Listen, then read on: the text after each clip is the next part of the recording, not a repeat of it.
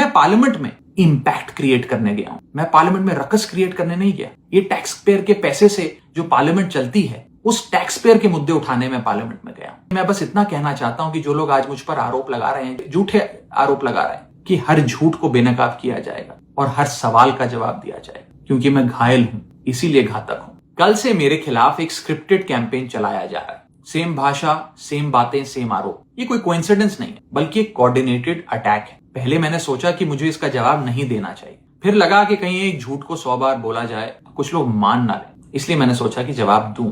आम आदमी पार्टी ने 3 आरोप लगाते हुए ये कहा कि इन 3 आरोपों की वजह से हम राघव चड्ढा को पार्लियामेंट में बोलने का मौका नहीं देंगे। राघव चड्ढा के पार्लियामेंट में बोलने पर रोक इसलिए लगाई गई क्योंकि उन्होंने ये 3 गलतियां करी। मैं एक एक करके इन तीनों पर आपसे बात करना चाहूंगा। पहला आरोप कि जब ऑपोजिशन पार्लियामेंट से वॉकआउट करता है, सदन से वॉकआउट करता है, तो राघव चड्ढा वहीं बैठे रहते हैं, वो वॉकआउट नहीं करते। ये सरासर झूठ है, सफेद झूठ। मैं चुनौती देता हूं, एक इंस्टेंस, एक दिन ऐसा बताइए जब ऑपोजिशन ने वॉकआउट किया हो और मैंने उनका साथ ना दिया हो, मैं साथ में वॉकआउट नहीं किया हो। और पार्लियामेंट में तो हर जगह सीसीटीवी कैमरा है, आप सीसीटीवी कैमरा निकाल कर दिखा दीजिए, दूध का दूध और पानी का पानी हो जाएगा। दूसरा आरोप लगाया कि राघव चड्ढा ने चीफ इलेक्शन कमिश्नर के इंपीचमेंट मोशन पर, यानी कि मुख्य चुनाव आयुक्त को हटाने वाली जो याचिका थी, उस पर साइन करने से मना कर दी। दूसरा सफेद झूठ। ना मुझे आम आदमी पार्टी के किसी भी नेता ने इस मोशन पर साइन करने के लिए कहा, ना औपचारिक तौर पर कहा, ना अनौपचारिक तौर पर कहा।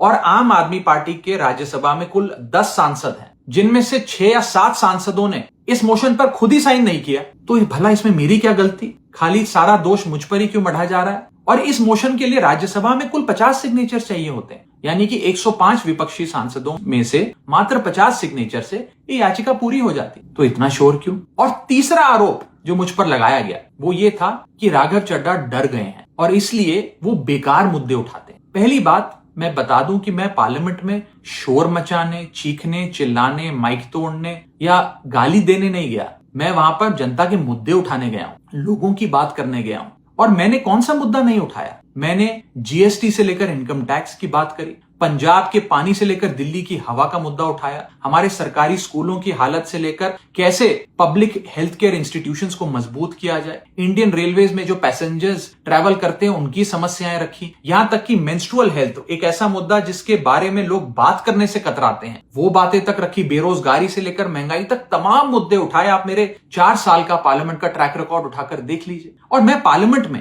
इंपैक्ट क्रिएट करने गया हूं। मैं पार्लियामेंट में रकस क्रिएट करने नहीं गया। ये टैक्स पेयर के पैसे से जो पार्लियामेंट चलती है, उस टैक्स पेयर के मुद्दे उठाने में पार्लियामेंट में गया हूं। अंत में मैं बस इतना कहना चाहता हूं कि जो लोग आज मुझ पर आरोप लगा रहे हैं, झूठे आरोप लगा रहे हैं कि हर झूठ को बेनकाब किया जाएगा और हर सवाल का जवाब दिया जाएगा, क्योंकि मैं घायल हूं, इसीलिए घातक हूं। जय हिंद।